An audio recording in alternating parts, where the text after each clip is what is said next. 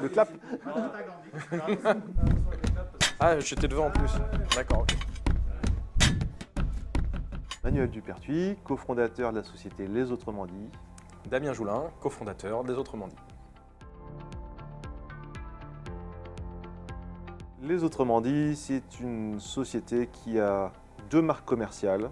Donc Les Autrement Dit en tant que telle, qui va s'occuper de la partie entreprise, surtout entreprise, et la partie Tribulade, qui va s'occuper de l'orientation et des jeux sur les euros, des ateliers sur les euros, du collège jusqu'au supérieur. On a aussi une partie sur l'engagement citoyen qui permet de se sensibiliser à son rôle de citoyen dans la société. Initialement, on avait créé pour des BTS et des IUT de Poitiers un atelier en physique qui permettait de se préparer aux entretiens de recrutement pour un stage, un apprentissage, un premier emploi. Et en échangeant sur ce sujet avec le CFASUP, on s'est rendu compte que finalement c'était un premier pont entre la vie étudiante et la vie professionnelle et qu'il y avait plein de sujets qui pouvaient finalement tourner autour de cette thématique, dont la posture, dont le soutien entre apprentis quand on démarre un contrat et l'accompagnement de manière générale à la vie de l'entreprise. Moi, ce que je donnerais comme conseil, c'est surtout d'être soi-même, de se connaître, connaître ses valeurs, ce qu'on veut amener dans une entreprise, ce qu'on veut vraiment finalement diffuser en tant que personne, ne pas jouer un rôle. C'est ça que je veux dire, c'est aller dans un entretien en jouant un rôle, on finit toujours par s'en rendre compte et on finit toujours par tomber à côté, donc restez soi-même. Oui, ne pas se mettre dans la peau de quelqu'un, ça c'est vraiment important. Et le deuxième conseil, c'est de bien le préparer au niveau de la structure où on va passer son entretien. Donc au niveau des chiffres clés notamment, aller se renseigner sur les sites, sur les réseaux sociaux, etc. Enfin, se renseigner le plus possible pour préparer son entretien. Le hard skill, c'est la bonne vieille compétence métier, que ce soit dans l'informatique, dans la gestion d'une machine, dans l'artisanat, etc. C'est vraiment un savoir-faire. Le soft skills, lui, ça va être la manière de se comporter en entreprise. Et ce qui est important de souligner dans les soft skills, notamment quand on n'a pas beaucoup d'expérience professionnelle, c'est aussi ces compétences transférables de la vie de tous les jours. Qu'on fasse partie d'une association, qu'on soit un chef de fratrie, qu'on soit passionné dans la réparation de tout et n'importe quoi. Enfin, il faut vraiment les mettre en avant. Peu importe finalement le métier, c'est comment je travaille en groupe, comment je communique, comment je peux être en soutien, je peux entraider des personnes autour de moi. Donc vraiment quel rôle j'ai dans la vie de l'entreprise. Et ça, c'est une autre dimension.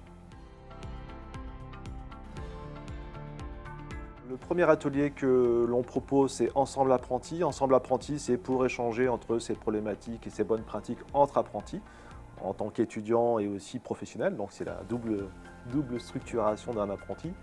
On va aussi travailler ou échanger sur la posture professionnelle attendue en entreprise, parce qu'on a beau savoir qu'on est plus ou moins préparé théoriquement à cette posture-là, tant qu'on n'en a pas discuté, qu'on n'a pas échangé à plusieurs là-dessus, on ne sait pas comment se comporter. Et puis la dernière strate, ça va être de se préparer aux entretiens de recrutement. L'intérêt, c'est de se questionner sur vraiment son parcours, ce qu'on peut mettre en avant, ce qu'on peut valoriser lors d'un entretien.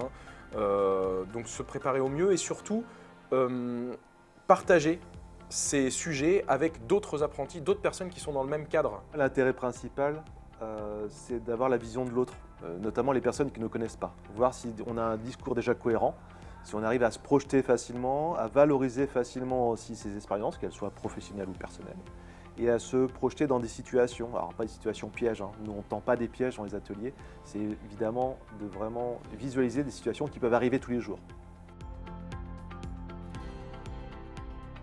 C'est surtout un souvenir de recruteur, où j'avais un ingénieur apprenti qui était venu avec sa liste de courses entre guillemets, avec son planning hebdomadaire, même il y avait le repas de midi pour savoir ce qu'on mangeait le midi, lui ce qu'il préférait, etc.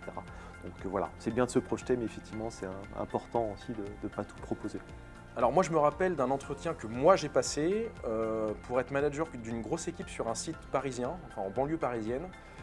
Et pendant l'entretien, on a essayé de me pousser à bout, même nerveusement en fait.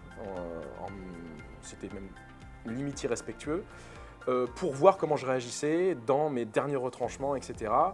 Et c'est là aussi où je me suis rendu compte de l'évolution du management. C'est-à-dire que là, on était sur un management qui était purement descendant, hiérarchique, besoin de recadrage systématique, etc. Et finalement, aujourd'hui, je pense qu'il y a besoin de plus en plus d'accorder de la communication, d'accorder du temps, du sens aux équipes pour pouvoir les motiver, leur donner envie de rester aussi dans une équipe et dans une entreprise. Alors, il y a un projet autour de notre marque Qui s'engage, qui permet d'avoir différentes phases de jeu et de découverte autour de l'engagement citoyen.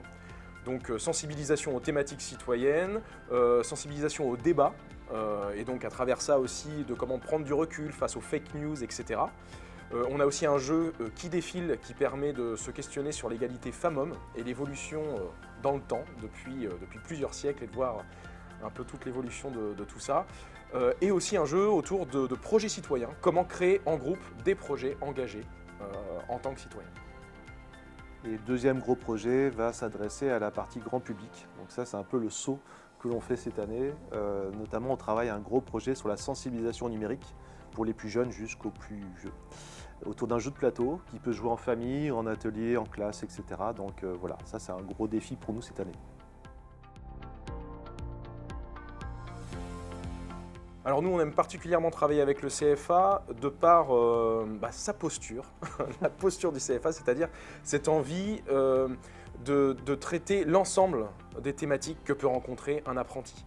Et donc le CFA n'hésite pas à innover dans sa manière de faire une journée des délégués d'apprentis, dans sa manière de créer des ateliers spécifiques sur la posture en entreprise, etc. Et donc on aime beaucoup cette approche et cette manière de travailler. Donc voilà, une collaboration qui est très riche pour nous. Et puis c'est des ateliers qui s'adressent à tous les apprentis de la région, de toute façon, quel que soit le niveau d'études ou le secteur géographique. Le but, c'est de pouvoir échanger le plus facilement possible, le plus simplement possible, donc ça nous intéresse beaucoup. Et ces ateliers proposés gratuitement en plus. On prend du temps pour vous, donc n'hésitez pas à vous inscrire à ces ateliers. On se donne rendez-vous lors des ateliers Posture Pro, Ensemble Apprentis, Recrutement, quand vous voulez. À bientôt!